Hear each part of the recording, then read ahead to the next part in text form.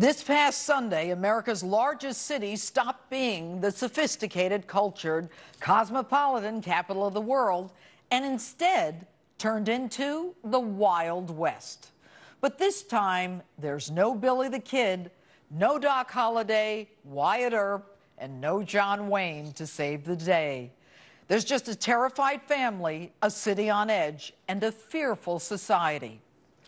There was a time in our history when families would decisively settle wrongs among themselves. Frontier justice was meted out by one's kin.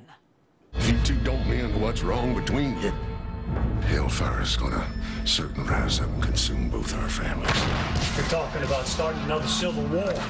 That's what we already got. But as we advanced, we rejected vigilante justice in our society. And in exchange for our agreement not to take the law into our own hands, the government promised to protect its citizens and punish criminals.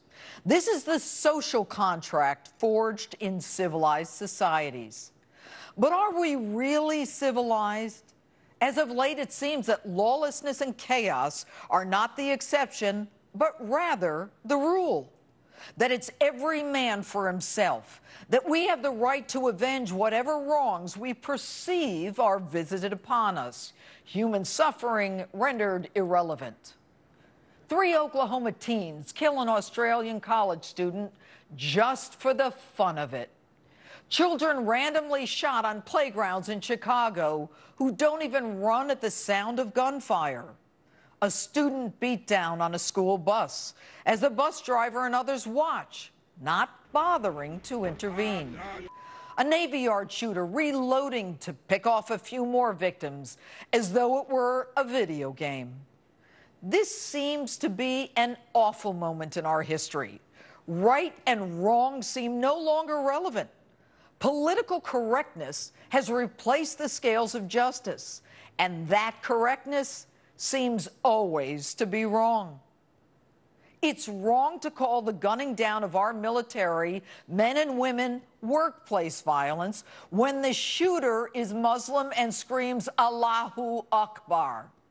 It's wrong to blame the murder of Americans on a video instead of on the terrorists who committed it. And this week, a man with his family on a Sunday afternoon ride is surrounded by a swarm of bikers looking to take over the road for impromptu stunts that they videotape just for the thrill of it. One biker pulls in front of the driver, looks back, and deliberately brakes, causing the resulting chaos. And so the spin begins. The biker, run over by the driver, who was simply looking to flee the assault on his vehicle and family, claims he is the victim. He is riding illegally, he has no license, and he's designated by his own state as a habitual traffic offender. And how about this one? The group says they were just out for a bike ride, which is total hogwash. Most had license plates that were bogus or not visible. They were looking to shut down a major highway and threatening anyone who had the audacity to not move for them. And then they chase him and beat him down in front of his terrified family. Still, they claim they're not at fault. Accountability seems no longer relevant. Excuses are the norm. Consequences rarely imposed. But should we even be surprised? In this country, people are rewarded for not working. Many feel entitled to government assistance even if they're home watching TV. IRS employees who target political opponents are given bonuses. Veterans Administration employees, years behind in their assessment of the claims of men and women in the military, are given bonuses. And are you angry that others are more successful than you? Why not start an Occupy Wall Street, take over a park, interfere with traffic, rape a few women, and cause the taxpayers millions in cleanup? In Washington, no exception. It's total chaos in this latest government shutdown.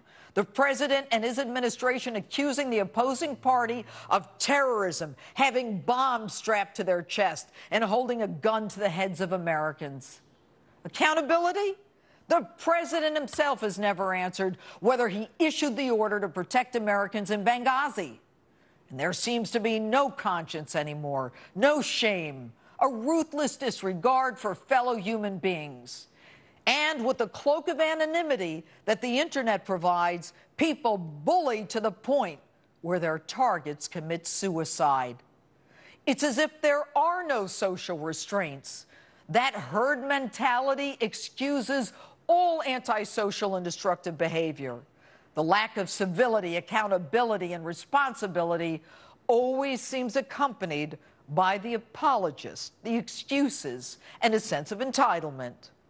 And you can always rely on the ultimate apologist, the Diagnostic and Statistical Manual that explains away all antisocial behavior as a mental problem. It's time to stop deceiving ourselves. We are living in a time of lawlessness and chaos. We want to believe in the goodness of each other, but none of the social restraints are ever imposed, and therefore they are simply ignored. It's time to stop being politically correct and start being morally right before we lose every semblance of the civilized society that we fought so hard to create. Now, I'm a pretty tough New Yorker, and I'm worried. And if I'm worried, you need to be worried.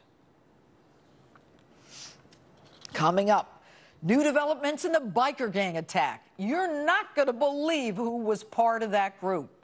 And I head out on the open road. You're not going to want to miss this one. Party, we can do what we want. It's our party, we can say what we want. It's our party, we can love who we want. We can kiss who we want. We can see who we want.